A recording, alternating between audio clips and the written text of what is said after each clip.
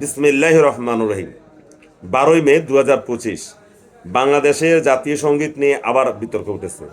আমরা এমন দুর্ভাগা জাতি যে আমাদের কোনো একটা বিষয় নিয়ে আমরা বেশি দিন ঠিক থাকতে পারি না। কোনো একটা রাষ্ট্রের প্রয়োজনে কোনো একটা বিষয়ে আমরা ঐক্যমত্য পোষণ করতে পারি না। এখন আজ 2-3 দিন যাবৎ আবার সামাজিক যোগাযোগ মাধ্যমে জাতীয় সঙ্গীত নিয়ে তর্ক উঠেছে। সেদিন দেখলাম শাহবাগে কারা জাতীয় সঙ্গীত গাইছে, কোনো একটি ছাত্র সংগঠন আবার এটাকে থামানোর জন্য তারা কথা বলেছে। এখন অপরাধটা কি? বাংলাদেশের জাতীয় সঙ্গীতের এখন বর্তমানে যেটা অপরাধ, সেটা হলো এই জাতীয় সঙ্গীতটা একটা হিন্দু হিন্দু বেটা লিখছে, এখন মালা উনি লিখছে, হ্যাঁ, এখন ড্যাঁডা লিখছে। এই অপরাধ হলে যা বুঝলাম এখন এটাই, এই ছাড়া আপাতত কোনো অপরাধ দেখি না।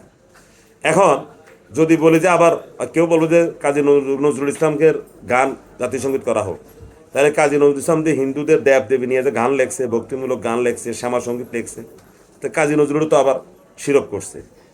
তখন আবার আরেক বিতর্ক উঠবে, তাহলে কাদেরকে নিয়ে আমরা কাদের গানটা আমরা লিখব, সেটার জন্য একটা কমিটি করা দরকার। সেই কমিটিতে বিএনপি থাকার দরকারে নেই আমি মনে করি। যত ইসলামী সংগঠন আছে সবাই বলবে যে আপনারা ঠিক করেন যে বাংলাদেশের জাতীয় সঙ্গীতটা কোনটা হবে, কোন কবির কবিতা বা কোন কবির গান আপনারা জাতীয় সঙ্গীত হিসাবে চান। কারণ আমি জানি যে আমি যেটা এখনো মনে করি যে সরকারের যেই থাকুক, ডক্টর ইউনূস সাহেব থাকুক আর বিএনপি থাকুক, ওনারা যত ভালো একটা কবির কবিতা বা গান জাতীয় সঙ্গীত হিসাবে যদি নিয়ে আসেন, তারপরেও এটা বিরোধিতা হবে। আমার কথা হলো যে যেই সব কর্নার থেকে বিরোধিতা হবে তাদের উপরে দোষটা, তাদের উপর দায়টা চাপিয়ে দেওয়া দরকার, যে আপনারাই বলেন যে কোনটা হবে।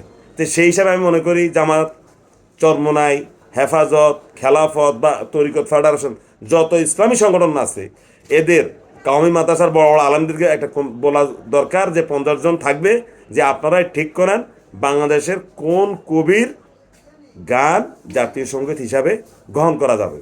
আবার একদল বলবে যে কেন জাতীয় সঙ্গীত আমরা পরিবর্তন করতে হবে। ভাই, জাতীয় সঙ্গীত কোরআনের বাণী না, জাতীয় সঙ্গীত পরিবর্তন করা যাবে না কেন? বিশ্বের বহু দেশে দেশের নাম পরিবর্তন হয়েছে, বিশ্বের বহু দেশে রাজধানীর নাম পরিবর্তন হয়েছে। আপনি আগে ছিল বার্মা, এখন মায়ানমার। মালয়েশিয়ার রাজধানী ছিল কুয়ালামপুর, হয়ে গেছে পুত্রদায়া। আগে ছিল পাকিস্তানের রাজধানী করাচি, হয়ে গেল ইসলামাবাদ। ভারতবর্ষের রাজধানী ছিল কলকাতা, এখন নিউ দিল্লি। এরকম বিশ্বের অসংখ্য আপনি দেখবেন যে একটা রাষ্ট্র সময়ের প্রয়োজনে তার জাতীয় সঙ্গীত পাল্টায়, দেশের নাম পাল্টায়, রাজধানীর নাম পাল্টায়, পতাকার রং পাল্টায়। যদি আমাদের বাংলাদেশে এই মুহূর্তে জাতীয় সঙ্গীত পাল্টানো দরকার হয়, অবশ্যই পাল্টাবে। তবে আমি মনে করি ইসলামী চিন্তাবিদদেরকে বলা উচিত যে আপনারা জাতীয় সঙ্গীত কোনটা হবে সেটাই ঠিক করেন। ধন্যবাদ সবাইকে, সবাই ভালো।